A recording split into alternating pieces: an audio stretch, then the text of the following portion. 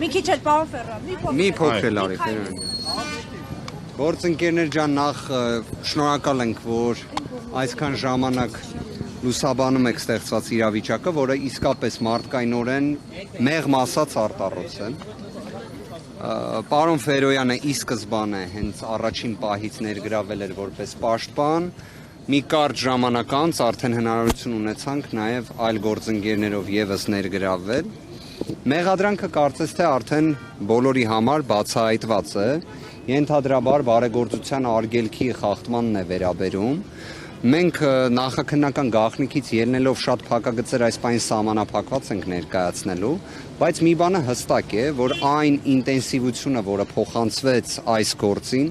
որի ոչ մի հիմնավորում առկա չէ, դա հստակ է եւ փաստ է։ Որ պատկերացնեք, մենք գործ ունենք մարդկային տեսանկյունից շատ ծանր իրավիճակի հետ։ Գոհարը հարցաքննելու կամ հարցաքննվելու նույնիսկ օբյեկտիվ հնարավորություն չուներ, զուտ մարդկայնորեն եմ ուզում նշել, որովհետև իր ամբողջ միտքն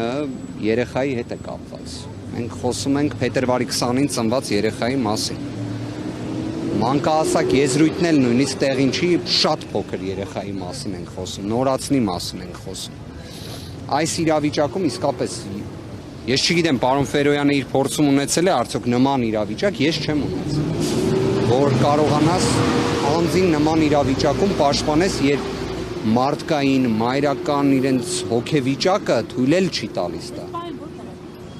Այս պայդրությամբ դեռևս գտնվում է հակակոռուպցիոն կոմիտեի Մոսկովյան 1 հասցեում գտնվող շենքում։ Ֆերոյանը թող շարունակի։ Հարգելի գործընկերներ, բացի այդ էմոցիոնալ մասից, հա, որ Գոհարը իր խնամքին ունի ամիս եւ կես, հա, օրեկան երեխա, այսինքն մոտ 40 կնոր է լրացել երեխա եւ երեխան սնվում է բացառապես մայրական կաթից, այդ էմոցիոնալ ֆոնից զատ պետք է ակնհայտորեն փաստենք, որ մենք գործ ունենք բացարձակ ապօրինի քրեական հետապնդման հետ, որը ոչ այլ ինչ է, քան ակնհայտ քաղաքական հետապնդում, շատ ոչ վաղ անցյալում, հա, կարճ հարցազրույցներից մեկում ես անդրադարձա, որ քաղաքական հետապնդումը դա այնպիսի դրսևորումից, որ ցանկացած իրավիճակին կարող են բերել կպցնել եւ դրան տալ իրավական, այսպես ասած, քրեաիրավական երանգներ։ Ղումաշյան Գոհարը որևէ կապ եւ առնչություն չունի իրեն առաջադրված մեղադրանքի հետ, սա մենք համարում ենք ապօրինություն, քաղաքական հետապնդման դրսևորման առանձնահատուկ ձև, իսկ երբ որ այդ քաղաքական հետապնդումը դրսևորվում է, ասենք, մայրական հատուկ խնամք պահանջվող երեխայի ծնողի նկատմամբ, սա առավել քան մտահոգիչ եւ խնդրահարույց ենք համարում։ Այս պահին առաջադրել են մեղադրանք եւ պետքա որոշեն, տանում են դատարան կալանքի սանկցիայի, չնայած ձերբակալել են դատարան կալանքի սանկցիայի ներկայացնելու նպատակով, բայց վարույթ իրականացնող մարմինը ինքն է որոշելու իր դիրքորոշումը կփոփոխվի, գրավ կկիրառեն, այսինքն խափանման միջոցի վերաբերյալ հարց պետքա քննարկեն։ Ես չեմ կարող ձեր հարցին պատասխանել, ես չգիտեմ, թե իրանք ինչ պետք է անեն եւ ինչ սկզբունքներից ելնելով պետքա որոշեն, օրինակ, որ Գոհար Ղումաշյանին պետք է տանեն դատարան կալանքի սանկցիայի, առավել եւս, որ վերջինիս երեխային յուրաքանչյուր 3 ժամը մեկ կերակրվում է ու ունի հատուկ մայրական խնամքի կարիք։ Ժամկետը, ինչ ժամկետի մասն է խոսքը, երբ է որոշումը կայացվելու։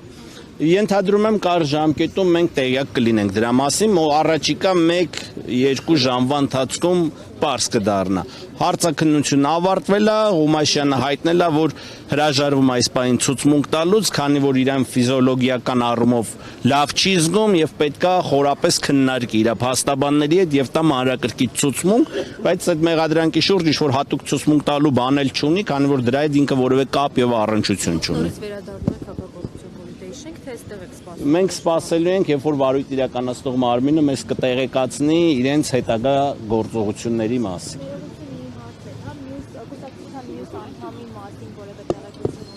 Այս պահին որևէ տեղեկություն չունենք իր մասին։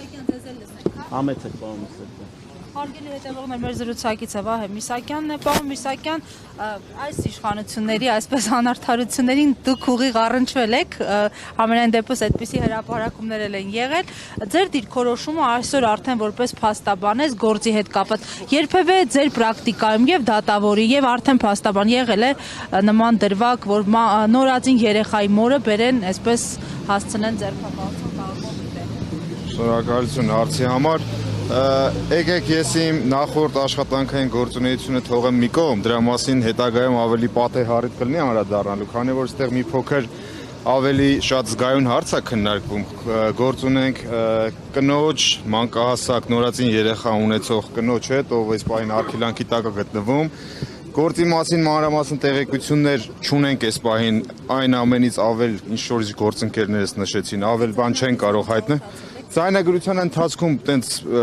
ասեմ, էլի կարելի ասել ուղղակի լսեցինք, բայց դրա մասին ինչ որ եզրահանգում անել անիմաստ է, որովհետև նոր է այս ամեն ինչը, որևէ տեղեկություն չունենք, որևէ գործունեություն չունենք, ունենք ընդհանրապես մեղադրանք, ինչի հետ կապված արդեն գործընկերներս նշեցին բարեգործական արգելքի հետ կապված երկու դրվագով մեղադրանքը, նշվեց որ գոհարը մեղադրանքը բնականաբար չի ընդունել, դրա մասին նաև հայտնեց որ մանրամասն հետագայում պարզաբանումներ կներկայացվեն, բայց այս պահին գործ ունենք մի իրավիճակի հետ, որ խոսք գնում է ոչ թե ինչ-որ մարդասիրական վերաբերմունք, այլ առավել քան անհրաժեշտ մարդասիրական վերաբերմունք ցուցաբերելու հարցի հետ, որտեղ այսպես ասեմ 3 ժամը 1 երեխային կերակրելու խնդիր կա ու մեր համար այս պահին սկզբունքային ոչ թե ինչ-որ քրեական վարույթով ինչ-որ գործողություն անելն է, այլ զուտ իր նորածին երեխային սննդով ապահովելու խնդիր ապահովելն է մեր համար առաջնային այս պահին, իրավաբանությունը հետագայում անպայման ժամանակ կունենանք։ Սպասենք նախաքննական մարմնի արձագանքին ինչ որոշում է կայացնելու, ճիշտ է, դատարան ներկայացնելու համար այս պահին անկանխատեսելի է։ Ասեմ, քննարկվում է։ Նախաքննական մարմինը իր աշխատանք անում, ես որևէ գնահատական չեմ ուզում այս պահին, ձեռը պահ կմնա։ Սպասենք իրանց դիրքորոշումից, ամեն դեպքում ցանկացած դիրքորոշման մենք պատրաստ ենք, որևէ խնդիր չունենք, բայց ակնկալում ենք բացառիկ մարդասիրական վերաբերմունք։ Ինչպես է բնորոշվում ծանր միջին ծանրության, այսինքն կալանքի ծանր հանցանք է, որպես 221-րդ հոդվածը 3-ից 6 տարի, եթե չեմ սխալվում էլի, տենց։ Տեսեք, դուք կարևորում եք մարդասիրական վերաբերմունքը, հաշվի առնելով նաև ֆիզիոլոգիական վիճակը, նորածին երեխան։ Բայց մենք համանման դեպք ունեցանք, որ բավականին երկար պահեցին մորը ու կարծեմ տնային կալանքի ուղարկեցին։ Այսինքն դուք կանխատեսում եք, որ համանման սցենարով կարող է զարգանալ տնային կալանք։ Տեսեք, յուրաքանչյուր քրեական գործ, յուրաքանչյուր մեղադրանք ունի իր առանձնահատկությունները։ Չի կարելի ինչ-որ մի գործի հետ կապված համադրված նույն հանգամանքները, ասենց ասեն, բերենք, ասենց մեխանիկորեն համադրենք այս մի գործով։ Ամեն գործ յուրահատուկ է ինքն իրենով։ Հիմա ես չգիտեմ ճիշտ ասած որ գործի մասն է խոսքը, մանրամասները տեղակ չեն, բայց այս պահին ոչ թե մենք հիմա պետքա գործերը դնենք համեմատության լույսի ներքո քննարկենք։ Այս պահին ունենք այս խնդիրը մեր պատկերացմամբ ստեղ բացի քրեական գործը պետքա առայժմ դրվի մի կողմի վրա, իրավաբանությունը դրվի, զուտ հասկանանք ոնց է ապահովում մոր ու նորածին երեխայի հետ կապը, շփումը ու հնարավոր ազատության, այդ ամենախիստ ազատության սահմանափակման հնարավորության բացառումը։ Մեր այս պահին առաջնային խնդիրը դա է։ Շնորհակալություն։ Այդ առումով կերակրող մորը Դե տեսեք, այնպես չի որ քրեական դատավարության օրենսգիրքը այս առանձնահատուկ ինչ-որ կարգավիճակ է տալի, բայց նման դեպքերում պրակտիկան է լուծում տալի որպես կանոն, թե նախաքննական մարմինը, թե դատարանները դրան առանձնահատուկ ուշադրություն են դարձնում ու համոզված եմ դա անպայման հաշվի կառնվի։ Շնորհակալություն։ Գործընկերներ ջան, տեսեք, իրավական առումով Սահմանադրական դատարանի 2025 թվականի օգոստոսի եւ սեպտեմբերի համապատասխան որոշումների պայմաններում կալանքը ինքնին որպես խափանման միջոց բացառիկ հանդիսանալու տեսանկյունից արդեն ոչ միայն Եվրոպական դատարանի կայուն նախադեպային իրավունք, այլ նաեւ Սահմանադրական դատարանի որոշումներ կան։ Այս գործով կալանքը ինքնին Ես չեմ պատկերացնում ինչ պատճառաբանություն պետք է գտնեն գործընկերները հակակոռուպցիոն կոմիտեի, որ ներկայացնեն, բայց ավելին էլ ասեմ, տնային կալանքը համարժեք է կալանքին։ Դա եւս ասել է Սահմանադրական դատարանը, շարունակելով կայուն Եվրոպական դատարանի նախադեպային իրավունքը։ Սա ինչի համար եմ ասում, որ ինքնին նորածին երեխայի պայմաններում մոր նկատմամբ տնային կալանքի նույնիսկ միջնորդությունը որպես խափանման միջոց ընտրելու հարցի տեսանկյունից եւս ինքնին հենց կրկին սահմանադրական եզրույթը օգտագործեմ, անհամաչափ է։ Խափաման միջոցը պետք է սահմանափակված լինի համաչափության սկզբունքով։ Այս դեպքում չեմ պատկերացնում որևէ մի փաստարկ, որ հնարավոր լինի համաչափության սկզբունքի պայմանները հաղթահարել։ Ընդհանրապես չեմ պատկերացնում։ Այսքանն է, շնորհակալություն։